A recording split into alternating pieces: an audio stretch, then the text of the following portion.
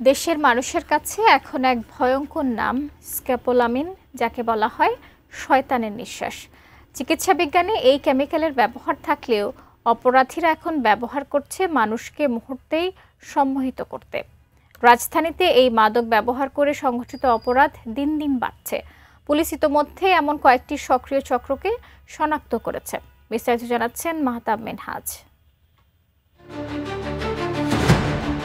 রাজধানীর পূর্ব শেওড়াপাড়া এলাকার এই সিসি ক্যামেরার ফুটেজটি 18 অক্টোবর সকালের।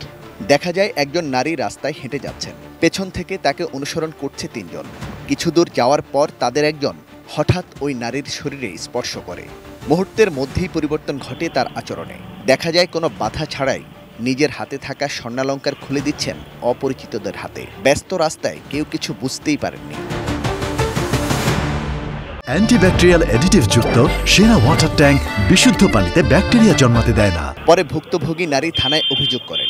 যোগাযোগ করা হলে 70 বছর বয়সী ভুক্তভোগী আমেনা খাতুন জানান, ওই দিন তার সমস্ত স্বর্ণালংকার সহ মূল্যবান জিনিস কিভাবে ছিনিয়ে নেওয়া হয়। কিটা মারলো তার আমি কোথাও টেনে হাঁটতে থাকি আমার বালা নিল, আমার কানের দুল নিল, নিয়াই ওরা একটা খুললো আরেকটা খুলতে পারে না, আবারও পানি দিয়া ফুললা তারপরে নিয়ে গেছে।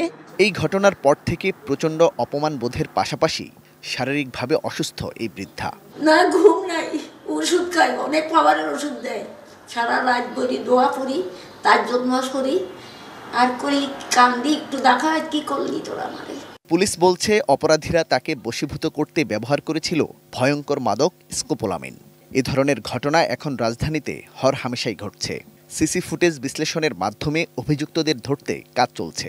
সে সংক্রান্ত আমরা ভিডিও ফুটেজও পেয়েছি, ওগুলো আমরা বিশ্লেষণ করে এদেরকে আমরা আইনের আওতায় নিয়ে আসার জন্য কাজ করছি। এ কর্মকর্তা জানান, মানুষের সরলতাকে পুঁজি করে অপরাধীরা এসব কাজ করে যাচ্ছে। রাজধানী জুড়েই রয়েছে তাদের নেটওয়ার্ক। কিভাবে এ ধরনের কেমিক্যাল অপরাধীদের হাতে পৌঁছায় তাও খতিয়ে দেখা হচ্ছে।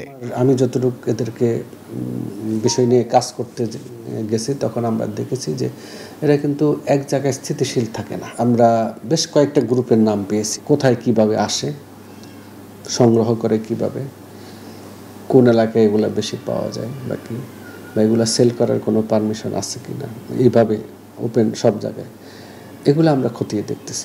আর চিকিৎসকরা বলছেন, স্কোপোলামিন সাধারণত অস্ত্রোপচারের সময় ব্যবহৃত হয়, কিন্তু অপরাধীরা এর সম্মোহনী ক্ষমতাকে অপব্যবহার করছে। নিয়মের বাইরে এর ব্যবহার একজন মানুষকে দীর্ঘমেয়াদী শারীরিক জটিলতা বা মৃত্যুর ঝুঁকিতে ফেলতে পারে। প্রথম কি হয়, দেখালে মানুষের মুখ শুকিয়ে যায়, হৃদস্পন্দন তার গতি বেড়ে যায়, কোনো পেশেন্টের মৃত্যু ঝুঁকি হতে পারে। যার জন্য আমরা বলি ডেভিলস বেড আমরা যত হালকাভাবে নেই, জিনিসটা অত হালকা জিনিস নয়। এই চিকিৎসকের সন্দেহ, অপরাধীরা স্কোপোলামিনের সঙ্গে আরও ভয়ঙ্কর কেমিক্যাল মিশিয়ে ব্যবহার করছে, যাতে খুব সহজেই মানুষকে নিয়ন্ত্রণে আনা যায়। সায়েন্টিফিক পয়েন্ট অফ ভিউতে এই ডোজে এটা হওয়ার কথা না। Mahtab Minhaj, ATN news, Dhaka.